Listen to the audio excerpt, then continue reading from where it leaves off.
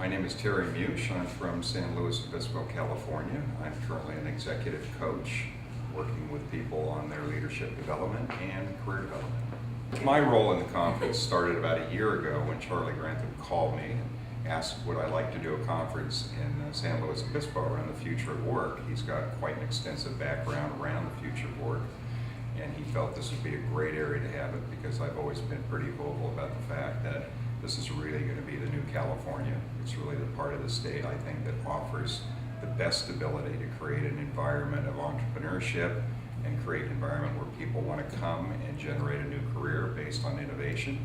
And I've often said that San Luis is a great area where humanity and technology meet, and that this area has a lot of really high consciousness around people wanting to stay and birth new careers and be part of the new economy. What I've got out of the conference today has been mainly around the structure of what it takes to go do the future of work. We can talk about it, and it's a bit of an esoteric subject, but when you talk about actually doing that and bringing that into the world, it's a whole different story. And what I saw today is that in fact there are structures that are currently in place right now that can allow people to take a progressive path for how they want to evolve into the future of work. I think these structures can be brought into the area. I think there's a lot of awareness and enlightenment around these structures in the area. I think a lot of people have tried some of this stuff before, maybe not to great effect, but I also think they're ready for a new change and they're willing to try this again in a different way. And it's not so much, new wine, old bottles. It's really about the fact that people see these new innovative technologies and they really want to try them. Technology has matured a great deal since the days when we tried it before, about a decade and a half ago in the area, and people are just ready for it. Plus the population demographic is changing radically in the area. There's a lot more young people that want to stay here.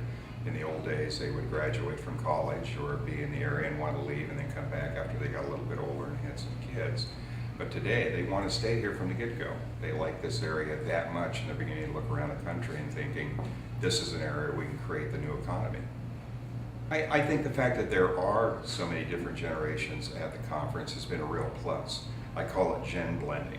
And I think what's happening here is that the older generation is appreciating the younger one in ways that I've never seen before. I mean, intentionally from the beginning, we wanted to appreciate the younger workforce. And the reason I thought of the term gen blending is because we all know now that we have something to learn from each other. It's a matter of wisdom on one end of the continuum with age, and innovation on the other end from a more youthful demographic. And I think everybody's learning now how to really appreciate that, and the fact that we, at the end of the day, all do need each other. In terms of gen blending and leadership today, I think people are looking at the fact that leaders have to be attuned to that fact. They can't segregate a generation thinking based on a preconceived notion that they'll behave in a particular way.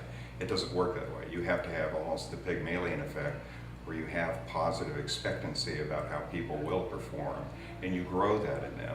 So it's not so much about, oh, how do I make this generation work or that one, or I have a preconceived notion about millennials and they're going to, that they want this and they want that, and the boomers want this. And I don't think it's that simple anymore. I think today you have to have the ability to integrate that talent and really take that talent, no matter what age it is, and apply it in a very effective way in the workplace. The concept of purpose today in the workplace is almost mandatory. The one thing that all leaders are seeing out there in the workplace and business owners is that people want more meaning and purpose in their work. They just don't want, in the old days you would get the alphabet soup coming out of school and move into a cube farm in a corporation and stay there for 35 years and retire and just hope to crawl off to Palm Desert and live the rest of your life.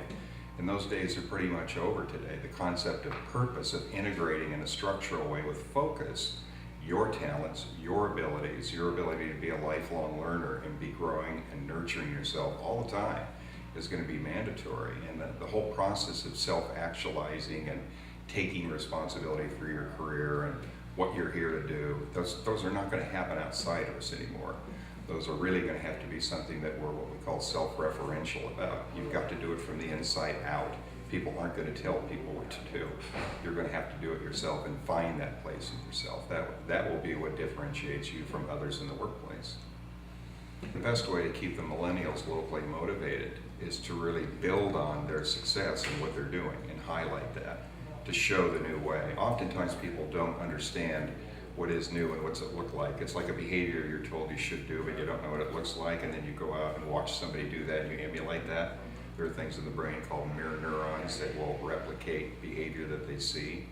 And I think it's really important for us to highlight what the millennials are doing in the next generation, and also the effect of the wisdom gained from the older population, how that can flow down and really help the millennials. And that to me is going to build the bridge where we look at what younger generations are doing. Because I know me as a boomer, and I know a lot of people in our generation, we're excited to see what the millennials are going to do.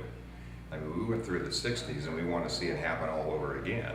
And so that's what we're going to have to do in terms of highlighting the millennials and showing that in this area we can really bring their asset and talent base to the forefront. I think that any community that wants to have a future of work conference really needs to take a look at what they're willing to do to have one.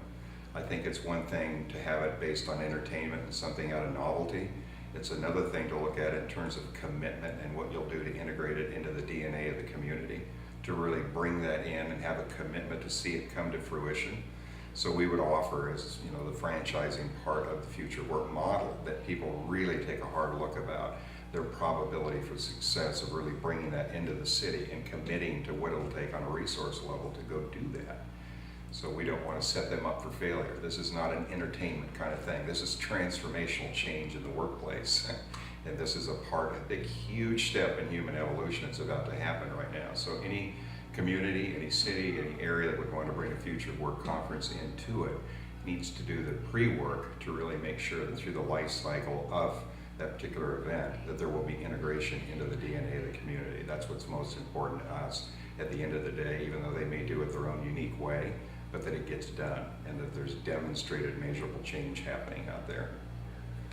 The way that we're going to continue to measure the output and success of this particular conference is going to be around people in the city council. We've got people in economic development. We've got a lot of the attendees that want to be a part of that.